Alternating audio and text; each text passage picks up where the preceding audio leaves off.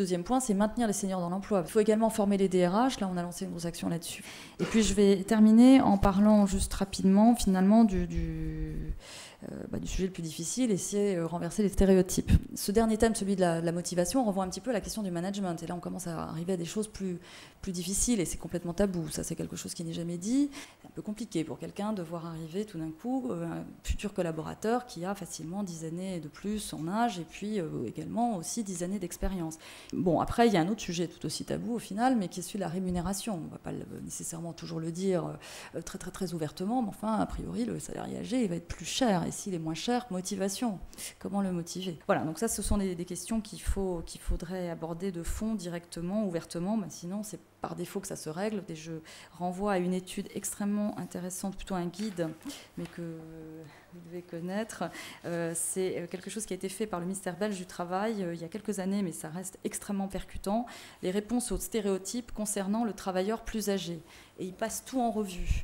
Les capacités physiques, les capacités physiologiques, cognitives, psychosociales, les sujets de l'absentéisme, les absences, la mémoire, enfin tous ces aspects-là, puis la déconstruction du stéréotype. Et leur conclusion, c'est de dire qu'il n'y a pas de perte de productivité sur aucun de ces plans, dès lors que les conditions accordées par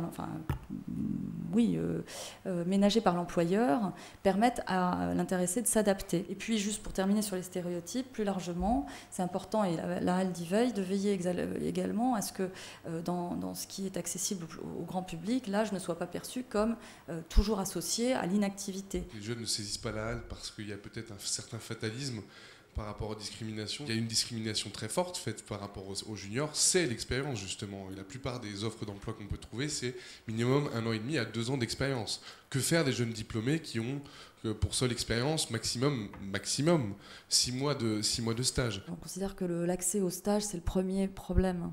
Et là-dessus, beaucoup d'initiatives sont prises, bourses de stage, trucs comme ça. Ce qu'on est en train de regarder, c'est comment le droit de la discrimination s'applique au sujet du stage. Pourquoi les jeunes ne saisissent pas la HALD?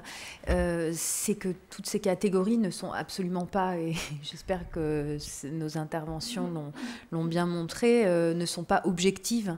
Et même si on est sur le terrain du juridique, qui est en partie rassurant, mais c'est avant tout des notions très subjectives. Vous soulignez la question des définitions par rapport à senior. Quand on regarde dans le débat public, on trouve je ne sais combien de définitions.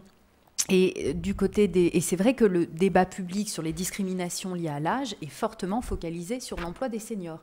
Donc, je ne dis pas que c'est la cause ultime qui fait que les jeunes ne saisissent pas la HALD, mais ça joue considérablement. J'ai des exemples, mais flagrants et multiples, de ne pas avoir obtenu un job pour l'âge. Qu'est-ce que je fais? Je vais voir la HALD et puis qu'est-ce que je fais? J'ai pas de preuves. Un moyen d'obliger l'employeur à dire ce qu'il avait vraiment derrière la tête, c'est d'effectivement saisir la HALD. Même si, au final, malheureusement, il n'y a pas dans tous les dossiers suffisamment de preuves pour aboutir à une mesure, à qualifier la discrimination et puis à proposer une mesure. En tout cas, la procédure, elle oblige l'employeur à répondre à la HALD. Et là, la non-réponse lui coûte, en principe. Sur le terrain des entreprises, c'est vrai qu'on assiste il y a énormément d'intentions, mais sur le plan des pratiques, de l'action, on est allé voir sur le terrain notamment, et c'est avant tout les grands groupes qui affichent un travail au niveau des discriminations liées à l'âge.